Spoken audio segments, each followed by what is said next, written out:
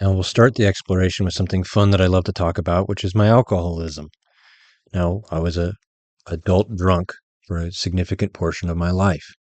And the main reason, as I see it now, is that I was trying to offset my error signal. I was trying to make myself comfortable. I was trying to shortcut dealing with my emotions. And what do I mean by that is that from an early age, I found that when I had anxieties, when I had trepidation, when I had fear, uncertainty, or doubt, I could offset it. I could make it go away by drinking.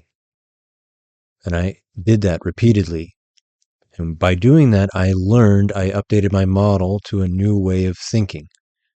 And I became this monstrosity of pursuit, of maintenance of myself and my alcoholism. And I was able to do that for quite a long time until I wasn't. Because you can carry a lot of bullshit for a very long time, but you can't carry it forever. And it took me many years to even admit that I had a problem. But once I even admitted I had a problem and I felt I was a relatively intelligent guy, I couldn't come up with ways to overcome the problem. Most places I went, it felt that I was a diseased, ruined mess that would be, at best, constantly fighting my internal demons at the risk of horrible loss to my friends and family. Now, I know a fair amount of that is my own encoding of it, like how I brought that in and how I remembered that story. A lot of that does exist in some way, shape, or form that's being picked up on. And trying AA. I don't know if you're familiar with any 12-step programs.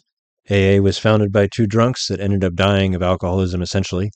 And it's not that it doesn't work at all. It's not that it's worthless. I think that there's a lot of help. A lot of people do get a lot of help out of it. And I think it should be out there. But I don't think it has the level of certainty of help that people give it. One, you can't necessarily find too many good statistics on it. And that a lot of places order this as your, like when I was going to meetings, a lot of people was with were in some way, shape, or form, not necessarily going voluntarily entirely.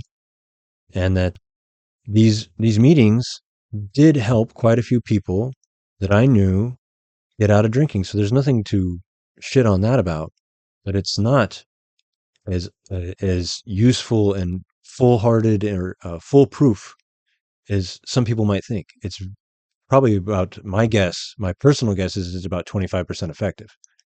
And in some people that it becomes effective, to be quite frank, they substitute their addiction from alcohol to the AA meetings. I have friends that have substituted heroin for Jesus. And what I mean by that is that same frantic need, that same addictive processing, they take that and they just supplement, they change over to a new thing. And for some, just a handful of people, their saving grace was the meetings, and then their meetings become meaning and purpose in life. And that literally I've sat with people who have gone for 20 years and are at risk of meeting one meeting in a week, and we're sitting in a car shaking, crying. And that, to me, when I saw that, I was like, fuck, is this what I'm working for? What's the point? That's not, what's the point? That was where I was at. And it's a lot of things I didn't understand, but because I didn't understand them. They weren't true, like letting go of the importance of yourself over a greater power. And, I kept thinking that they were talking about God, and they kept saying, yeah, a greater power, whatever you want. But I was never able to actually believe it. I was never able to actually sense it, experience it. And that was my problem. That's why it didn't help me. Not until active inference, embodied cognition, and the extended mind was I able to feel it and understand and see what was happening, to experience it and to understand what they meant by a greater power, by changing my priorities in life, changing how I modeled the world. And that's just it. That's when I started to understand that, yes, there is a sickness, a disease in alcoholism, but it's not so much in the actual chemical of the alcohol and how it interacts with my brain or body. We do act like that's almost definitive. Like if you snort a line of cocaine, you're hooked. Don't get me wrong. There are chemical tendencies. There are genetic predispositions. But coming down to the core of just how I tried to shortcut my emotional responses and understandings through alcohol, placing something else that it's just this disease that you have to live with, is untrue. It is useful for the societal narrative.